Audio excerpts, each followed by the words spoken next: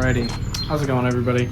Today I'm gonna be going over a little bit of a first time rider knowledge video, if you would.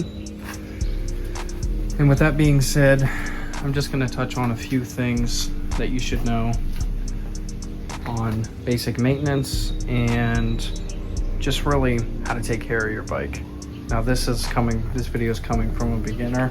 So again, like I stated in my other video, the first video, if anybody has any better knowledge, better tips and tricks, please feel free to leave some advice for others. I'm just going to show you some of what I do. Alright, so this is my 2007 Honda Shadow Aero. This is my first motorcycle. I have never ridden bikes before. I've ridden a bicycle, and that's about it. As you can see here, it's the Honda Shadow Aero. Let me put the key in. Your key switch is going to be down here, obviously. And we are at 9,046 to date. We're on this trip. I also just learned that there is a trip button over here. Didn't know it until I had to take the tank off. 319. Nice. Can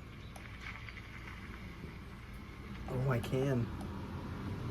You can reset them. Nice. You would really only need that for special occasions.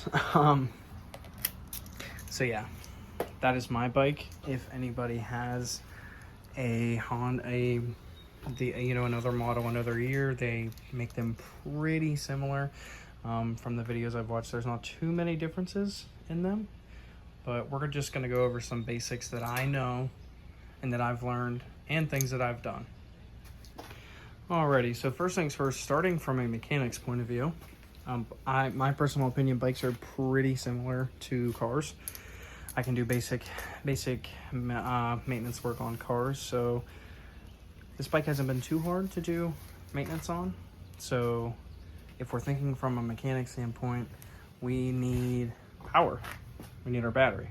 So on this specific model, the 2007 Honda Shadow Aero, that's going to be located right under this seat.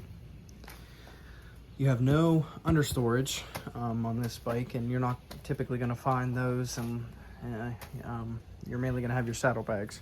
I did have saddlebags, but one of the bags was broke, so they didn't fit right on there. So we're going to get into how do I get to my battery. Alright, so first things first for me, on my specific bike, I have a passenger seat. I don't have the sissy bar on just because I didn't like how it looked. So typically your sissy bar will be attached here behind your turn signals on these specific bikes. Of course, I'm going to reference that a bunch in this video. A lot of bikes are different. But I have to remove this bolt right here, which is going to lift up this passenger seat, which then gives us access to get the driver's seat off. All this is a Phillips head. Mine's a little worn, so I have a bigger bit and my screwdriver. I'll just come right up out of there. We can set that off to the side. All right, now for your driver's seat. A lot of people have different bolts. Typically, you just have to follow your seat. So my seat is here, and I can look up in here and see that it is holding my seat on. You can come in here. Wrong way. And eventually it'll be finger tight and come right out. Same exact thing on this side. You're looking at the same bolt. Depending on how your bike is, it should be the same bolt in size. And just like the last side, once it's finger tight, they'll just pull right up out of there. Okay, once you have everything disconnected, you're just ready to take your seat off. So what I do is I like to come back here and just pop these up a little bit. Just get them off, sitting off this thread here. The seat will sit on a lip, and then it'll just lift right off. And we can set that off to the side. All right, now if you're anything like me, the first time you lift this off, you're gonna be like, what is this? But it's very simple. It's not that complicated. This is where your battery will sit. Now, a fair warning, batteries suck to remove from motorcycles. Let me tell you why. At least on this one. It sits down in this plastic crate here. The battery that was in here when I got the bike was like glued in. It wasn't actually glued in, but that's what it felt like. But I got it out, and that's where your battery sits. Okay, next thing. On the right side of the bike, I'm sat down. There's your kill switch and everything, your right side. On this bike specifically, there is a plastic Honda cover right here. And all this does is pop out. You can just kind of set this gently somewhere. This is your positive terminal. This is your fuse box. Very hard to open. No, it's not really. You just have to get the hang of it. You got to get a grip on it, a good grip. So typically there's not too many fuses on a bike. I mean, you have your headlight, your meter, your ignition, turn, horn, stop, your fan, and your odometer. And then you should have 2 spares. I don't have 2 spares because I had to use them. Electrical issue in the very beginning, but I solved that myself. And when you're putting this back on, I like to do the bottom first. There's that one. And you got one more in here, like that. Next little tidbit, if you guys ever get into anything electrical, on this bike specifically, that right there is one of your main ground wires. So if you're ever wondering where it is or where a good ground would be, it's hard to get to, but right there.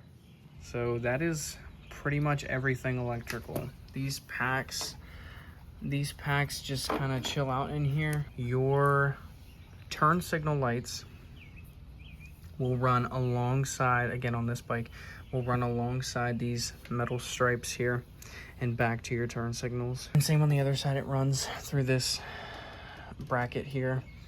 And these, all of your lights will run up into the headlight. That was a mess. I remember doing that. I can't think of anything else as far as electrical goes. So we are going to move on to your oil. All right, so talking about oil. How do you check your oil in your motorcycle? Well, on this bike, there is a little screw right here, and it's actually your dipstick. So when you unscrew this, come on. This is your dipstick. And I just did an oil change, so we are good on oil. So that is where you check, and that's also where you fill. And you will stick your funnel and you'll fill here. Now, for draining, we got to get a little dirty. It's going to be down under here, close to, I'm trying to think, close to the kickstand. So if you're looking at your kickstand, you're going to come right in between these 2 beautiful hoses. And that bolt is right there. That's your drain bolt. It is a size 17 socket. So if you can manangle something in there and get it out with a ratchet, condolences. Okay, talking about the oil filter. It's just a little ways back, a little bit further. I have a CarQuest filter in there now. Not much to it there. Mine wasn't hard to get off at all, but that bolt was really hard too, just because of the location it was in. So I had to go and get a 17-inch wrench. But other than that, the oil change was really, really easy. All right, and with everything installed, that is going to end it for today's video. Hope you enjoyed, learned something. Send it to somebody who just got their first bike. Can all learn from each other, and catch you in the next one.